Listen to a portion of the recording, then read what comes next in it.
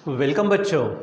आज से हम चालू करने वाले एक नया चैप्टर जिसका नाम है पेयर ऑफ स्ट्रेट लाइंस और आज हम उसका बेसिक्स देखेंगे। अब बच्चों जब भी बात करते हैं ना बेसिक की, तो बेसिक का मतलब क्या होता है कि जो नए टॉपिक्स के लिए काम आएगा उसको हम क्या कहेंगे, बेसिक कहेंगे। जो ऑलरेडी पॉसिबली हम पढ़े हुए होते हैं, ठीक है, या फिर नए टॉपिक के पहले पढ़ना ज़रूरी होता है उस चीज़ को, ठीक है। तो आज जो हम बेसिक देखने वाले हैं तो ये ऑलरेडी आपके 9th क्लास 10th क्लास में हो चुका है। बस उसी को हमको क्या करना है, थोड़ा रिवाइज करना है, रिपीट करना है, ठीक है। और नए टॉपिक्स के लिए पूरी तरह से काम में आने वाला है, तो इसको बराबर अच्छे से रिवीजन करिए, इसकी अच्छे से प्रैक्टिस करिए ताकि नए टॉपिक्स में आप किसी भी तरह की गड़बड़ी ना करें, ठीक है बच्चों। तो चलो पढ़ से शुरुआत करते हैं हम बेसिक में। तो यहाँ पर हम देखते हैं एक एक पॉइंट करके, यहाँ पर हम लिखते हैं। जैसे पहला पॉइंट आपको मालूम है डिस्टेंस फार्मूला, ठीक है। तो हम पढ़ चुके हैं ऑलरेडी, ये क्या है हमारे पास, डिस्टेंस फार्मूला, ठीक है। तो हम यहाँ पर देखेंगे डिस्टेंस फार्मूला, ठीक है। मान लीजिए कि हम क्या करते हैं, यहाँ पर दो पॉइंट ले लेते हैं। समझो ये पॉइंट ए है, ठीक है, जिसके कोऑर्डिनेट्स है हमारे पास मान लीजिए x1 और y1। दूसरा पॉइंट है मान लीजिए हमारे पास पॉइंट बी, जिसके कोऑर्डिनेट है हमारे पास x2, y2, ठीक है। अब बच्चों इसके बीच में कितना डिस्टेंस होगा, अगर मान लीजिए कि मैं इसको जोड़ देता हूँ यहाँ पर, ठीक है, तो एक क्या मिलेगा मुझको, एक सेगमेंट मिलेगा, ठीक है। यहाँ पर आप जब लिखेंगे इसको डिस्टेंस बिटवीन द पॉइंट्स, ठीक है, तो डिस्टेंस बिटवीन द पॉइंट्स आप यहाँ पर इस तरह से लिखते हो, distance between points A and B, या फिर आप ऐसा लिखते हो इसको यहाँ पर length of segment A B, ठीक है, या फिर सिंपली लिखते लेंथ ऑफ ए बी, या फिर उससे भी सिंपल लिखते हैं ए बी, ठीक है। तो इन सब को निकालना, जैसे ए बी के लेंथ निकालना, ठीक है, सिंपली ए बी लिखो, आप लेंथ ऑफ ए बी लिखो, या फिर length of segment A B लिखो, या फिर distance between A and B लिखो।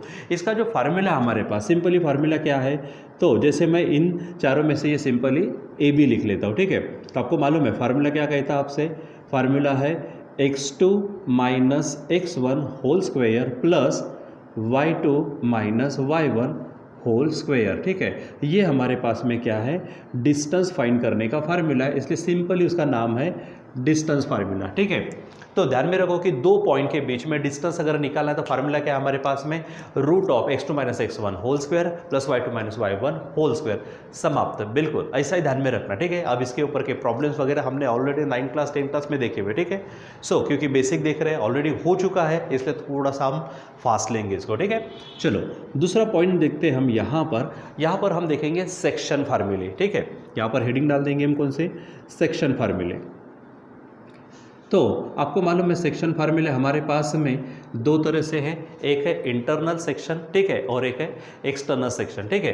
तो यहाँ पर हम लिख लेते, यहाँ पर फार्मूला लिखते, ठीक है, यानी section formula for internal division. क्या बोलेंगे हम, सेक्शन फार्मूला, ठीक है, फॉर इंटरनल डिवीजन। डायरेक्ट इतना ही लिख देते, ऑलरेडी हमने हेडिंग डाली हुई है सेक्शन फार्मूला की, ठीक है। तो यहाँ हेडिंग डालते हैं फॉर इंटरनल डिवीजन। क्या कहेंगे हम, for internal division, section formula for internal division, ठीक है। अब मान लीजिए कि हमारे पास कोई एक आधा, यहाँ पर हम क्या करते हैं, सेगमेंट ले लेते। समझिए ये हमारे पास सेगमेंट ए बी है, ठीक है। पॉइंट ए के कोऑर्डिनेट्स है हमारे पास x1 y1, ठीक है, और पॉइंट बी के कोऑर्डिनेट्स से समझो हमारे पास में x2 y2, ठीक है। अब कोई भी एक पॉइंट ले लेते, समझो पॉइंट ये मैंने यहाँ पर ले लिया, पॉइंट P है, ठीक है। पॉइंट P के कारण इस ए बी के दो पोर्शन हो गए, दो पार्ट्स हो गए, दो सेगमेंट हो गए। कौन सा, एक पोर्शन AP, एक पोर्शन हमारा है कौन सा, PB, ठीक है। तो मान लीजिए कि ये हमारा M पार्ट्स है और ये हमारा N पार्ट्स है। इसका मतलब आप देखो, अच्छा ये जो पॉइंट P है ये सेगमेंट AB यानी एंड पॉइंट्स जो है हमारे A और B उसके अंदर है, यानी इसलिए हम इंटरनल डिवीजन का तो यहाँ पे स्टेटमेंट देते हैं, ठीक है। यानी क्या बोलेंगे यहाँ पर, पॉइंट P क्या कहेंगे, पॉइंट P डिवाइड करता है, ठीक है, point P divides segment A B internally. क्या कहेंगे हम, point P divide segment A B internally in the ratio, कौन सा रेशो यहाँ पर देखो, ये पार्ट M है, ये पार्ट कितना n है, यानी हम बोलेंगे m/n, ठीक है। इसलिए section formula for internal division, heading क्या रहेगी यहाँ पर, section formula for internal division. तो हम यहाँ पे करते क्या है, एक्चुअली जो पॉइंट इस सेगमेंट ए बी को क्या करता है, डिवाइड करता है, उसके हम कोऑर्डिनेट्स निकालते हैं, ठीक है। यानी यहाँ पर हम किसके कोऑर्डिनेट्स निकालेंगे, पॉइंट पी के, ठीक है। तो फार्मूला सिंपल सा है, आपको मालूम है, वैसे आपके ज़ुबान पर आ भी गया होगा। यस, क्या फार्मूला है, mx2 plus nx1 upon m plus n, ठीक है। दूसरा कोऑर्डिनेट है my2 plus ny1 upon m plus n। ये हमारे पास क्या है, इंटरनल डिवीज़न के लिए फार्मूला है, ठीक है। यानी पॉइंट P के कोऑर्डिनेट्स निकालना, जो पॉइंट सेगमेंट AB को क्या करता है, इंटरनली m/n इस रेशो में डिवाइड करता है, ठीक है। अब इसी का दूसरा पार्ट लेते हैं यहाँ पर, ठीक है। यहाँ हेडिंग डालते हैं फॉर एक्सटर्नल डिवीज़न, क्या कहेंगे, फॉर एक्सटर्नल डिवीज़न। तो एक्सटर्नल डिवीज़न के लिए सिंपली क्या करना है, इसी तरह का है, बस होता क्या है बच्चों, यहाँ पर समझो कि ये हमारे पास में ये सेगमेंट ए बी है, समझो इसको नाम देते हैं हम ए, जिसके कोऑर्डिनेट्स है x1 y1, ठीक है। यहाँ पर पॉइंट बी है समझो, जिसके कोऑर्डिनेट्स है x2 y2, ठीक है। अब यहाँ पर कोई एक आधा पॉइंट इस सेगमेंट ए बी को एक्सटर्नली डिवाइड करता, एक्चुअली यहाँ पर डिवाइड करने का मतलब क्या होता है कि टुकड़े करता, ठीक है। लेकिन वहाँ पर इसी लाइन में कोई पॉइंट है, ठीक है, वहाँ से अगर हम ए से उस पॉइंट तक का डिस्टेंस यानी पार्ट्स लेते m और बी से उस पॉइंट तक के पार्ट्स अगर लेते मान लीजिए n, ठीक है। अब देखो यहाँ पर मैं ले लेता हूँ, आपको बताता हूँ कि पॉइंट P क्या है, पॉइंट P यहाँ पर हम लेते, समझो मैंने पॉइंट P यहाँ पर ले लिया है, ठीक है। ये देखो, तो यहाँ पर कहेंगे कैसा हम कि point P divide segment A B externally, ठीक है। अच्छा, इन द रेशियो यानी यहाँ से देखो, पहले हमने यहाँ पर ए पी कितने पार्ट्स लिया था, यम, तो यहाँ से हम ए पी फिर से कितने पार्ट ले लेते हैं, एम पार्ट ले लेते हैं, ठीक है। यहाँ पर लिखते हैं, ये समझो m पार्ट है, ठीक है। और जो PB था, यहाँ से जो PB था वो कितने पार्ट लिया, n, समझो हम यहाँ पर लिख लेते हैं इसको, ये n पार्ट है। यानी लिखते समय क्या बोलेंगे हम कि पॉइंट P क्या होगा, point P divides, point P divides segment कौन सा है, सेगमेंट AB। लेकिन देखो बच्चों, ये जो पॉइंट है ये AB के अंदर नहीं है, वो बाहर है, इसलिए वहाँ पे एक्सटर्नल डिवीज़न कहेंगे। Point P divides segment AB externally, externally, ठीक है, इन the ratio, in the ratio, कौन से रेशो में, ठीक है। तो ए से पी तक हमारे है m पार्ट्स और बी से पी तक है हमारे n पार्ट्स, ठीक है। यानी क्या कहेंगे, point P divide segment A B externally in the ratio m/n। इसीलिए यहाँ पर पॉइंट P के जो कोऑर्डिनेट्स होंगे वो जो कुछ भी नया नहीं है, इसमें इंटरनल डिवीज़न में प्लस है, वहाँ पर आप माइनस कर दो, काम हो जाएगा। यानी यहाँ पर क्या होगा, m(x2 minus n(x1) upon m minus n, और यहाँ लिखेंगे आप my2 माइनस ny1 अपॉन यहाँ लिखेंगे m माइनस n। तो ये जो हमारे पास में, अब इसको सॉल्व करने के बाद आपको जो भी मिलेगा, ठीक है, यहाँ पर लाइन को थोड़ा सा अच्छा कर देते, ठीक है। तो ये हमारे पास क्या है, फार्मूला कौन सा, mx2 plus mx2 minus n x1 upon m minus n, comma my2 minus ny1 upon m minus n, ठीक है। तो ये सिंपली एक्सटर्नल डिवीज़न के लिए, ये हमारे पास में, ये इंटरनल डिवीज़न के लिए, ये एक्सटर्नल डिवीज़न के लिए, ठीक है। और ये हमारे पास डिस्टेंस फार्मूला, ठीक है। अब आगे बढ़ते, यहाँ पर हमारे पास है मिड पॉइंट फार्मूला, ठीक है। तीसरा कौन सा पार्ट लेते हैं, यहाँ पर हम मिड पॉइंट फार्मूला, हेडिंग डालते हैं मिड पॉइंट फार्मूला। हम यहाँ पर बच्चों इसको, क्योंकि हमारा हो चुका है तो इसको ज़्यादा एक्सप्लेन करने के वजह में डायरेक्ट पॉइंट वाइज फार्मूले वाइज यहाँ पर लिखने वाले, ठीक है। समझो हमारे पास में ये सेगमेंट ए बी है, ठीक है, ये सेगमेंट हमारे पास क्या है, ए बी है, ठीक है। फिर से यहाँ पर ए बी के जो कोऑर्डिनेट्स है समझो x1 y1 है, और बी के कोऑर्डिनेट्स है समझो x2 y2, ठीक है। और एग्जैक्टली बीच में समझो पॉइंट P है, जो इस ए बी को क्या करता है, बाइसेक्ट करता है। इसका मतलब पॉइंट P हमारा क्या होगा, मिड पॉइंट होगा, यानी हमारा ए पी और बी पी ये दोनों पार्ट सेम होंगे। क्या कहेंगे यहाँ पर हम, पॉइंट P, यहाँ पर कहेंगे point P is the, point P is the mid point, mid point, point P is the mid point of segment कौन सा है, ए बी, ठीक है।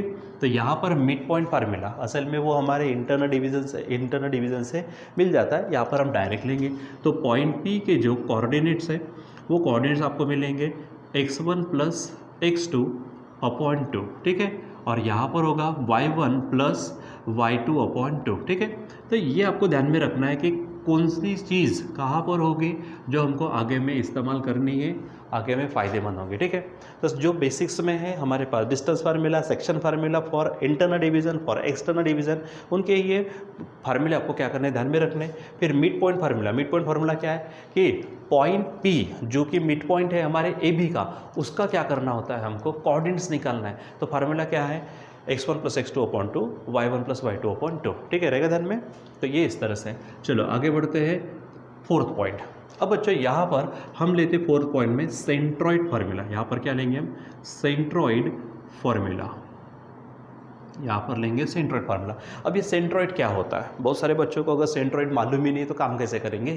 तो आपको मालूम होना चाहिए कि सेंट्रॉइड क्या है। तो सेंट्रॉइड आपको मिलेगा आपके ट्राइंगल के लिए। ठीक है, तो अगर मान लीजिए कि मैं ट्राइंगल लेता हूँ, ट्राइंगल के 3 वर्टाइसेस होते हैं, 3 साइड्स होती है। ठीक है, चलो ना पहले काम ही कर लेते हैं। यहाँ पर मान लीजिए कि एक आधा मैं ट्राइंगल पहले ड्रॉ कर लेता हूँ। ठीक है, ताकि आपको उसको समझने में और आसानी हो जाए। ठीक, ये मान लीजिए हमारे पास क्या है, एक ट्राइंगल है। ठीक है, समझो पॉइंट A है। ठीक, इसके कोऑर्डिनेट्स लेते हैं हम x1 y1। यहाँ पर पॉइंट B लेते हैं जिसके कोऑर्डिनेट्स है x2 y2, और पॉइंट C है जिसके कोऑर्डिनेट्स हम यहाँ लेते हैं x3 y3। अब जो भी दिए जाएंगे। ठीक है, अब सेंट्रॉइड किसको कहते हैं, तो सबसे पहले हमको सेंट्रॉइड समझने के लिए मीडियन को समझना होता है। ठीक है, तो आप जब मीडियन की बात करते हैं तो ये हमारे पास मान लीजिए कि क्या है, ट्राइंगल है। समझो ट्राइंगल का नाम ABC है। ठीक है, अब मैं अगर इस A की बात करता हूँ, पॉइंट A के जिसको हम वर्टेक्स कहते हैं, पॉइंट A के अपोजिट जो साइड है वो है BC। तो इस BC का सबसे पहले हम क्या करेंगे, मिड पॉइंट लेंगे। समझो यहाँ पर D मिड पॉइंट है, इसका मतलब BD और DC ये पार्ट सेम होंगे। अगर आप इसको क्या करते हो, ऐसे जोड़ देते हो। ठीक है, तो ये जो AD है, इस AD को हम क्या कहते हैं, मीडियन। इसको क्या कहते हैं हम, मीडियन कहते हैं। ठीक है, तो मीडियन का मतलब क्या होता है, the segment joining the vertex and mid point of opposite side. ठीक है, क्या कहेंगे हम, the segment joining the vertex and mid point of opposite side, it is called as median. अब बच्चों यहाँ पर 3 वर्टाइसेस होते हैं, उनके अपोजिट 3 साइड्स होंगे, तो मीडियन भी कितनी होंगी, 3। जैसे हमने A से निकाला तो ये AD मीडियन है। ठीक है, अगर मैं B की बात करूँ तो B के सामने में कौन है, AC, इसका भी कोई ना कोई मिड पॉइंट होगा, तो इसको जोड़ देता हूँ। तो यहाँ पे BE भी क्या होंगे, हमारे मीडियन होंगे। अगर हम C से काम करते हैं तो अपोजिट साइड है AB हमारी, तो यहाँ पर मान लीजिए कि उसका मिड पॉइंट है F, तो इसको अगर हम जोड़ देंगे तो ये जो CF है, ये CF भी हमारी क्या होंगी, मीडियन। तो ऐसे हमारे पास 3 मीडियंस है।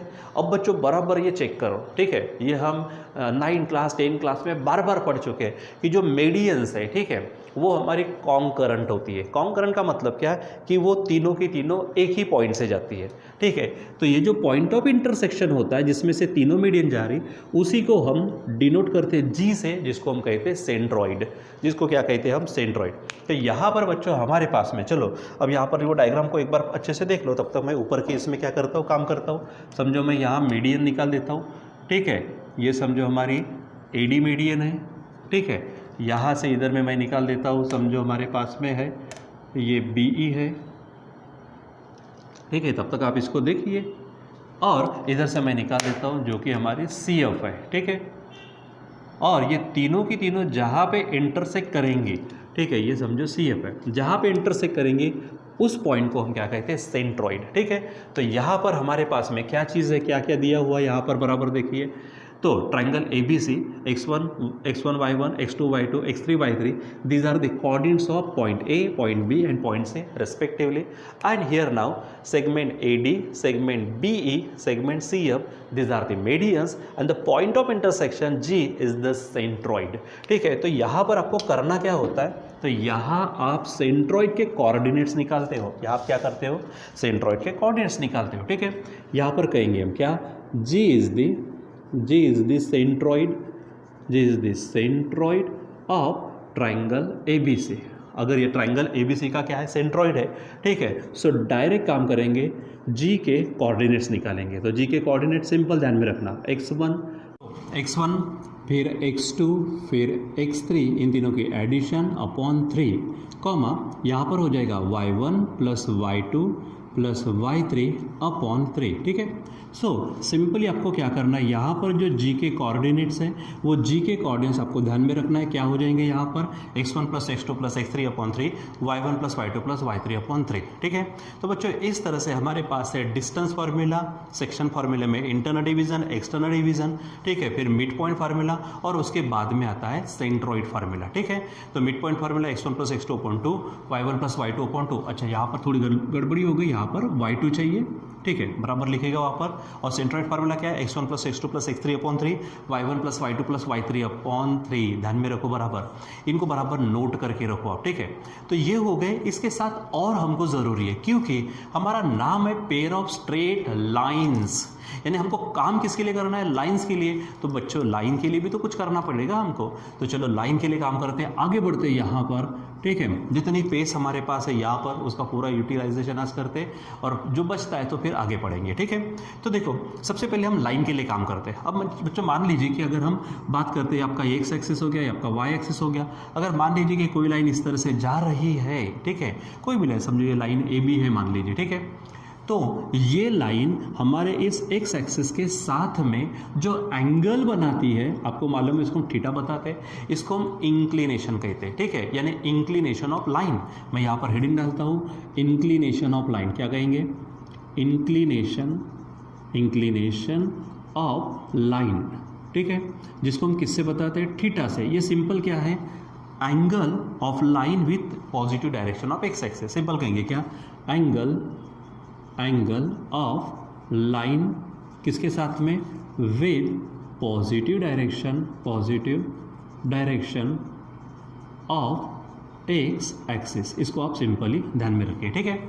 फिर उसके बाद जब हम आगे बढ़ते हैं तो ये लाइन जो है इस एक्स एक्सिस के साथ में कितनी झुकी हुई है, जिसको हम बोलते हैं स्लोप, ठीक है, जिसको हम किससे बताते हैं, एम से, ठीक है। यानी यहाँ पर बात करेंगे हम स्लोप ऑफ लाइन, ठीक है। अब यहाँ थोड़ा सा पॉइंट के एवज में सीधा सिंपली पॉइंट वाइज इस तरह से हेडिंग डाल देते हैं, ठीक है।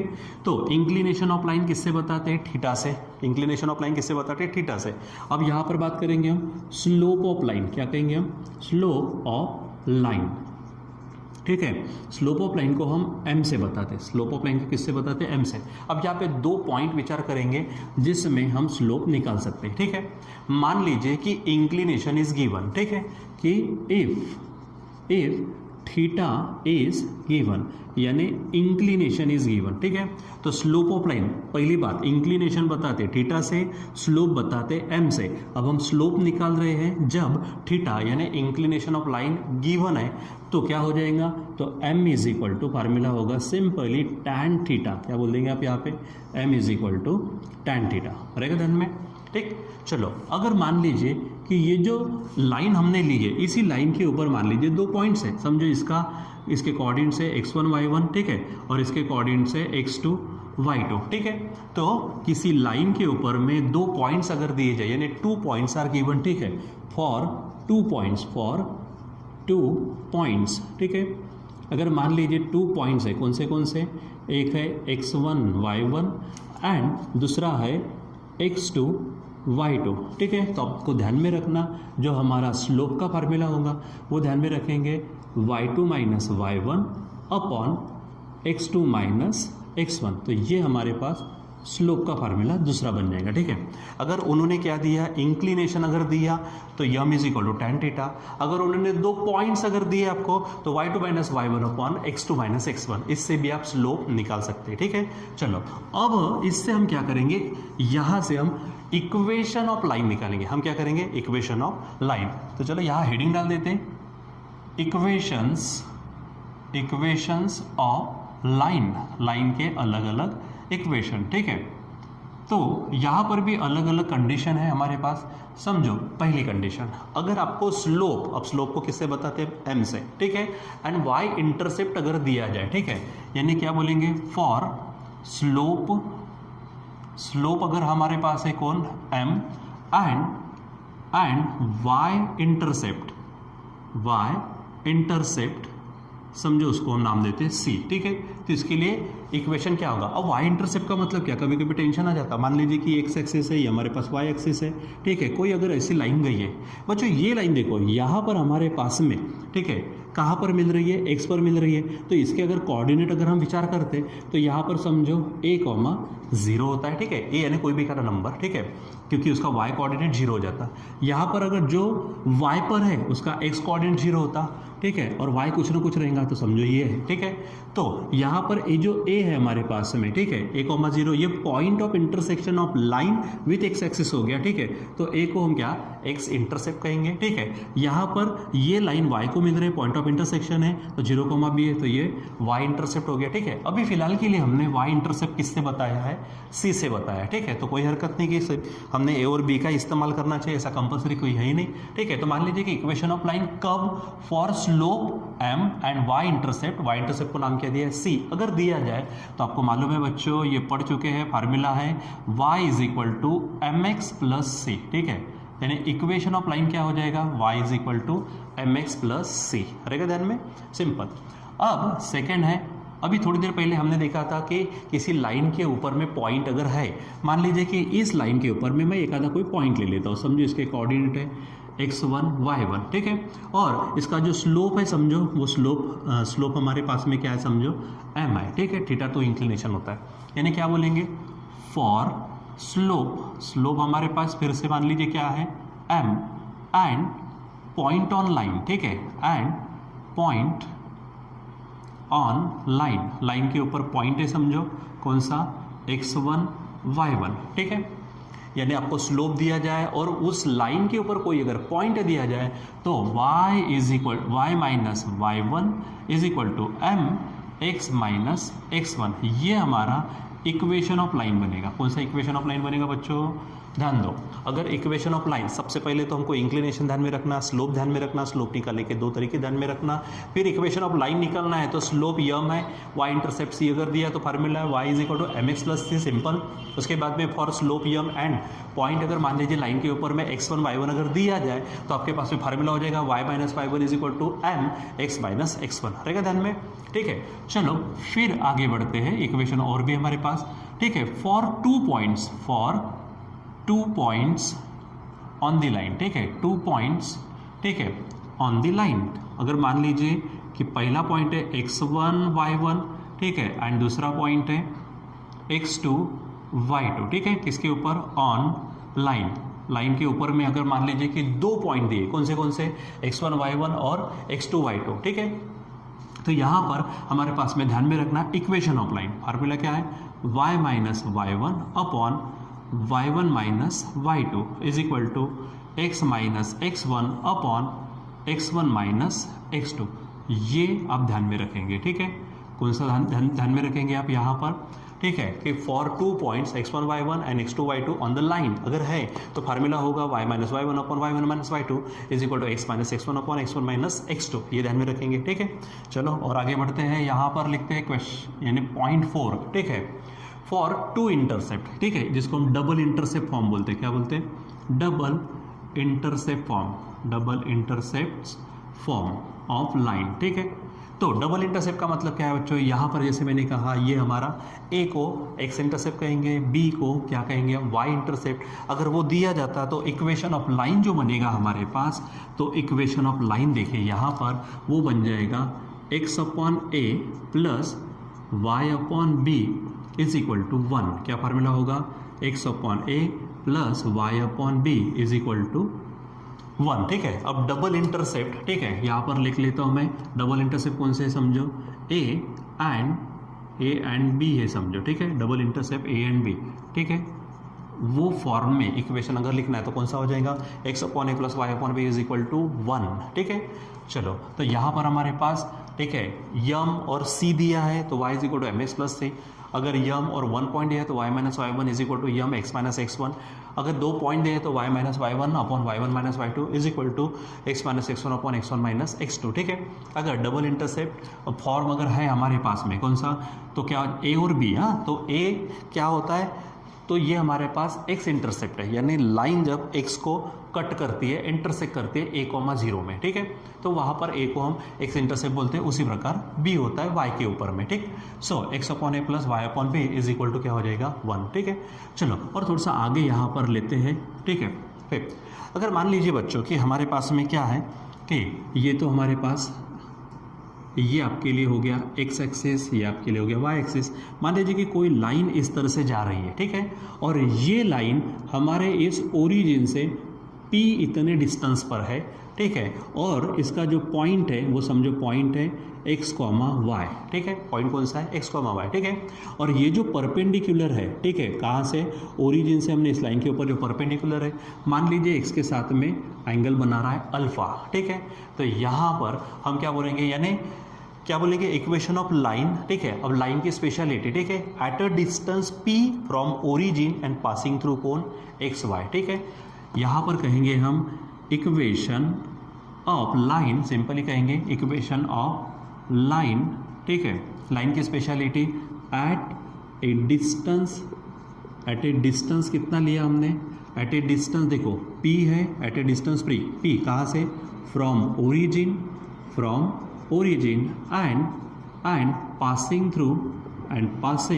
थ्रू कहाँ से जा रही हो? पॉइंट आपको दिया गया है, पासिंग थ्रू x, y, ठीक है। अगर है तो इसका जो इक्वेशन है ध्यान में रखेंगे, ठीक है, x cos alpha plus y sin alpha is equal to p, ठीक है। क्या रहेगा ध्यान में आपके? x cos alpha plus y sin alpha is equal to p। अब यहाँ पे p क्या है? It is a perpendicular distance of line from origin, ठीक है। x और y हमारे पास में क्या है? वो कोऑर्डिनेट जहाँ से वो लाइन, यहाँ से वो लाइन क्या हो रही है? पास हो रही हो, ठीक है। और अल्फा क्या है कि वो जो परपेंडिकुलर है उसने x के साथ बनाया हुआ एंगल रहेगा ध्यान में। तो ये equation of line at a distance of p from origin and passing through x, y, तो फार्मूला होगा x cos alpha plus y sin alpha is equal to p। ये आपको ध्यान में रखना, ठीक है। चलो और छोटे मोटे 1-2 पॉइंट्स ले लेते हैं यहाँ पर, ताकि हमारा आज के इसका बेसिक कंप्लीट हो जाए, ठीक है। सिंपली ध्यान में रखेंगे, क्या बोलेंगे आप यहाँ पर? इक्वेशन ऑफ x एक्सिस, क्या बोलेंगे? Equation of x axis. आपको मालूम है, डायरेक्ट बात करते हैं, y इज इक्वल टू 0, क्या बोलेंगे हम? y is equal to 0, direct आपको ध्यान में रखने। अब बोलेंगे सर कहाँ से आया, कहाँ से नहीं, ये टेंशन मत लो, क्योंकि ऑलरेडी मैंने कहा है 9th 10th में हो चुका है ये सब, ठीक है। अब यहाँ लिखेंगे इक्वेशन ऑफ y एक्सिस, उल्टा कर देंगे इसको, ठीक है। इक्वेशन ऑफ x एक्सिस है तो y is equal to 0, equation of y axis है तो क्या बन जाएगा? x इज इक्वल टू 0, ठीक है। और छोटे छोटे 2 पॉइंट्स ले लेते हैं इसमें, ठीक है। चलो आगे बढ़ते हैं, हमारे पास है, ठीक है। मैं कहता हूँ यहाँ पर equation of line parallel to x axis passing through, ठीक है। यहाँ पर मैं लिख देता हूँ पासिंग थ्रू, यहाँ पर एक आधा, यानी जिस भी पॉइंट से अगर जा रही समझो, ठीक है। तो पॉइंट समझो a, b है, पॉइंट कौन सा है? a, b, ठीक है। तो यहीं पर मैं आगे में लिख देता हूँ उसका इक्वेशन, ठीक है। देखो क्या कहा मैंने? Equation of line parallel to x axis है, पैरेलल टू x एक्सिस होगा ना बच्चों, तो answer y is equal to लिखना। आंसर क्या लिखेंगे? y is equal to passing through, क्या है? पासिंग थ्रू a, b है, तो y is equal to y coordinate कौन है यहाँ पर? b, तो ये आपको ध्यान में रखना है, ठीक है। और चलो एक फाइनल और यहाँ पर लिख लेते हैं, इसके ही उल्टा equation of line parallel to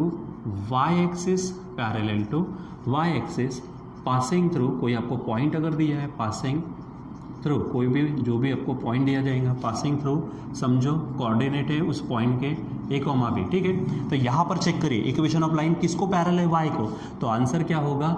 x is equal to x coordinate, तो इन दोनों में से x कोऑर्डिनेट कौन है? a, तो यहाँ पर बन जाएगा x is equal to a।